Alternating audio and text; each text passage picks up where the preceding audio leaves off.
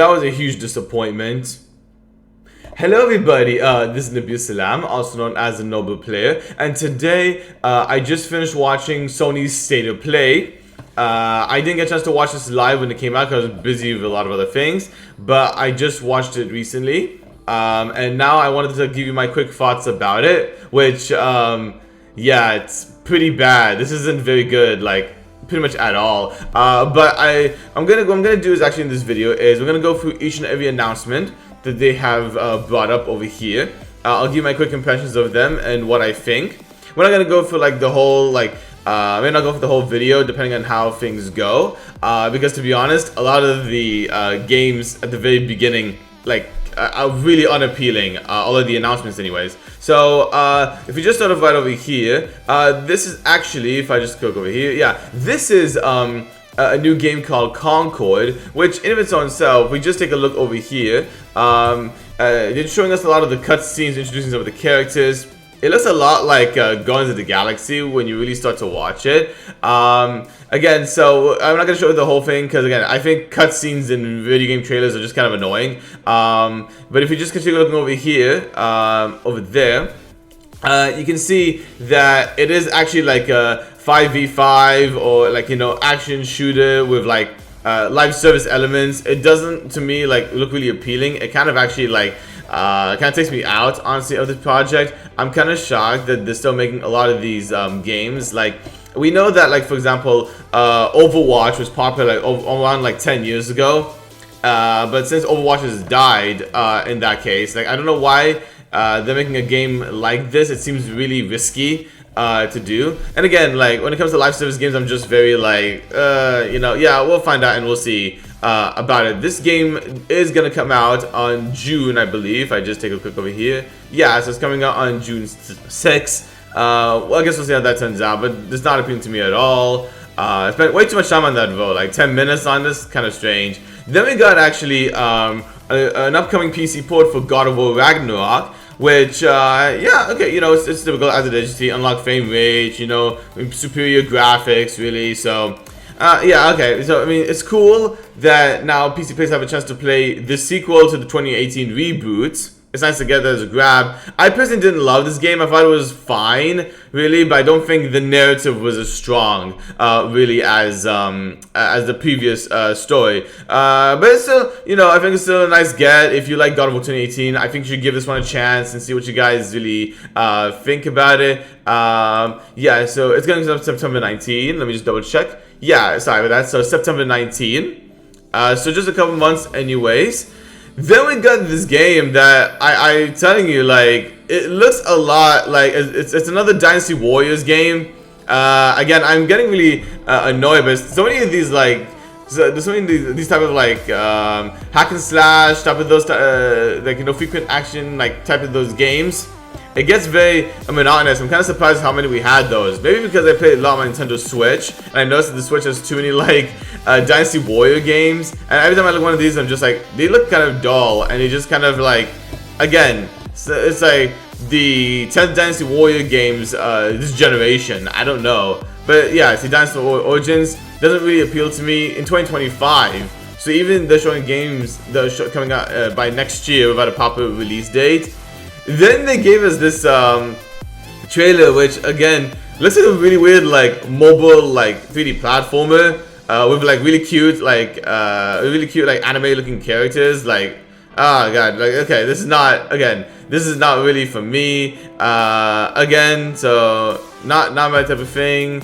And we continue. Again, this one looks a lot like, I don't know what it is. This is a lot like every other like From Software Souls-like game. I swear, I was watching this and I'm just like, this reminds me so much of a Elden Ring for some reason. Though, by the way, next month we do have the DLC for Elden Ring. I'm very, very looking forward to that one. Yeah, so this one, again, I don't know why. Again, this looks a lot like Skyrim for some reason. I don't know, these games I'm seeing so far, like, they seem like inspired by like other games that I'm just like, they don't really appeal to me. They look too much like other games, and I'd rather play like the older games that they're very inspired of. Like, again, like this one looks a lot like Skyrim, and I'm just like, you know, Let me see. Skydance Behemoth in fall 2024. This is a VR2 title. Oh my god. Okay, no, I don't like VR, generally speaking. It's not for me. I will say though, there was, as far as virtual reality games go, there's a new Alien game actually coming out. If I just move over here. Again, I don't do VR, but I do love the Alien franchise for the most part. So, I mean, it's cool, but I just wish it wasn't a VR game to begin with. It's coming out in 2024, late 2024. And then we have this new Marvel superhero game, which again is just another live service shooter game, which I don't know how that's going to turn out, honestly. I wish that they went to make another like proper Ultimate Alliance game, in my opinion. Oh, you know, back to like, you know, the Marvel vs. Capcom days, because I really enjoyed those way when I was much younger, really back in the day. But yeah, again, because it's a live service game, I'm not really going to care too much about this, to be honest. It just kind of turns me off. You see, like over here, wait, let me just move back over there. I apologize. Yeah, so yeah, the closed beta, which will be in July of this year. Again, we'll find out and see what goes on here. Again, this is another game that looks a lot like a Soulsborne, like Elden Ring. I don't get it, you know. It just doesn't really appeal to me. But now, like, if I just continue over here, where winds meet. Okay, yeah, we're developed for the PS5 development. So really, they just showed us cutscenes for the most part, not too much gameplay. And again, so this one is going to be like the remake for Until Dawn. They're going to put a remake or remaster for the PS5 and for PC day and date. Again, I don't have too much fond memories of the game back on the PS4, but I did like the game overall. Like, it's a really good like horror game, and I'm looking forward to this remaster. I'm probably going to pick it up. Oh, my apologies about that. Yeah, I'm gonna pick this up, maybe on the PC more likely, since I already played it on PlayStation beforehand. It's coming out in fall 2024. We'll see how this one turns out. It's got some pretty visuals, of course, that you'd expect. So, yeah, exactly. We will see how that one turns out, absolutely for sure. Then we got another isometric game. Maybe this could be interesting. I don't know. Again, I'm too busy like playing No Rest for the Wicked, which is really good so far. We'll see. Again, we'll see how this one's. I don't have too much to say about it, but it's cool. They did say there's gonna be couch co-op in it. So, sorry. So in that case, yeah, it's called Path of Exile. Again, and then coming out soon for the PS5, and then we get this new trailer for the Silent Hill 2 remake, which has got a lot of backlash because it looked awful when they kept from the trailers. This is slightly a bit better, but again, because you know it is Konami taking over the reins completely. I don't know how I really feel about this. I will reserve my judgment until the game does actually come out. So yeah, again, so. It's coming out very soon. So no release date for it yet. And then we got to the actual good part, actually, which is like near the end. We got the new trailer for Monster Hunter Wilds. They're showing us a lot of, you know, cutscenes. They show us a little bit of gameplay right over here. I want to show you guys quickly first of all, the monsters look fantastic. I love the scope and the size of this. If I just move a little bit, I want to show you guys a little bit. See, so it's gonna be actually a lot more like open world, I believe. You're gonna play a lot more with the environment. Look at this, like it looks really stunning, honestly. I like the way they're putting it out there. Okay, here we go. Yeah, so this is some of the cutscenes. Yeah, so we're seeing a lot of these new creatures, some of the returning creatures here and there, I assume.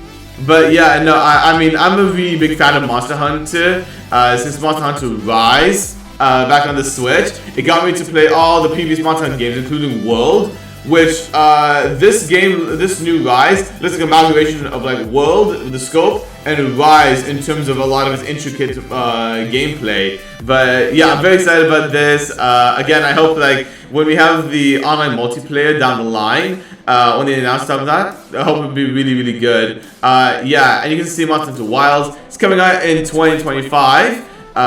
So yeah, this will be definitely one of the most anticipated games of next year for sure. You get some really cool costumes if you have saved data from Monster Hunter World. And then this one was really cool. Okay, so this one this is the last announcement, which was an actual new game for the Astrobot. Actually, just called the Astrobot. And I'm really excited about this one. So this is actually one of the newest like mascot characters for PlayStation. And this is gonna be like a charming 3D platformer. It looks a lot like a lot of the Nintendo 3D platformers, which I do like. But it's kind of embracing a lot of silliness, and it has a lot of really pretty visuals and really fun over-the-top gameplay. A lot of the thing about the Astro that's really great. So, like, if you play Astro's Playroom on, like, the PS5, where you buy the system, actually, it's a free add-on. It's a nice, it's a nice, again, like, a nice little 3D platform adventure. It just embraces a lot of PlayStation history. And if we just look around here, like, again, it infuses a lot of, it's just a lot of creativity. It infuses a lot of its own charm. Like, it's so irresistibly like enjoyable. I like how really this looks throughout, and I really like how PlayStation is trying to take another chance with this character, because I think he should be like an actual mascot for PlayStation going forward. I'm surprised they haven't done more with him up until now. I'm really excited about this. I do hope it's like a really long game, honestly. Maybe if it was like maybe 10 hours. Oh, let's see, Papa the Rapper reference, And I like how, for example, what's good also with the Astro games, they take advantage a lot with the DualSense controller. Now, with the DualSense controller, you get a lot of haptic feedback, a lot of vibrations. It feels very immersive, actually. And you see how big this looks. A lot of it actually reminds me of a mix of like Mario Odyssey, mix of like Mario Galaxy with some of the segmented levels in each different land or section. It's really cool. You see how incredibly wild and over the top it really is. And yeah, it looks really awesome, honestly. You see you see how you ride with the controller, for example. Again, they know how to take advantage of that hardware, really. Now, see, that's Kratos, actually. There's a nice little reference right over here. I'm gonna get quickly into the, very end over here, right over there. And you see, it's so funny. You have all these characters. And then you have September 6th, 2024 is coming out. So, coming in for this one, I'm actually looking forward to it.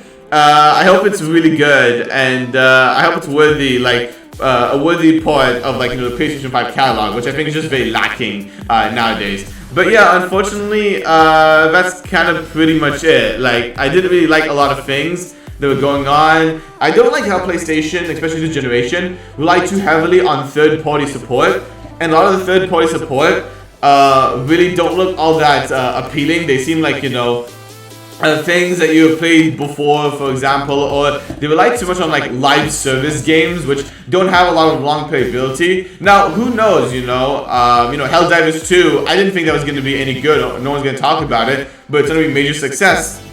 So we'll see how that one turns out. But for the most part, a lot of remasters, remakes, a lot of these live service games, Souls-like games that don't really appeal to me. The best announcements honestly with like Monster Hunter Wilds, which is a third-party game, and Astrobot, really, for the PS5. These are the only good things I really like.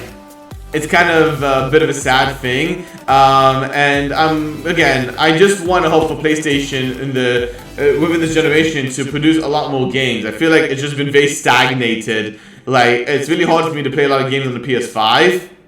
Especially when I'm just like, have a brand new PC, for example, like by the way I'm looking at right over here. Yeah, that's kind of what I want to get through it. Just kind of disappointed, but I'm not like too surprised or shocked by it, honestly. At least we have, Summer's Game Fest. We'll see how that one turns out. And we have, of course, my beloved Nintendo doing a Nintendo Direct this coming June. So we'll see how those turn out. But in the meantime, I want to know what you guys think in the comment section below. What do you guys think of this presentation? Did you guys like it? Did you not like it? What were your favorite games that were being announced? I want to know what you guys think in the comments. And if you guys like more videos like this, movies, video games, live streams, reactions, hope you guys can like the video. Hope you guys also can subscribe to the channel as well. I would greatly appreciate it. I just recently been upgraded to a brand new apartment as well, which I'll leave the video description near the end of the video. And I'll be, since I'm working with a brand new PC now, I want to talk about my experience being, having a customized PC for the first time and how I'm really enjoying it. And until then, I'll see you guys in the next video.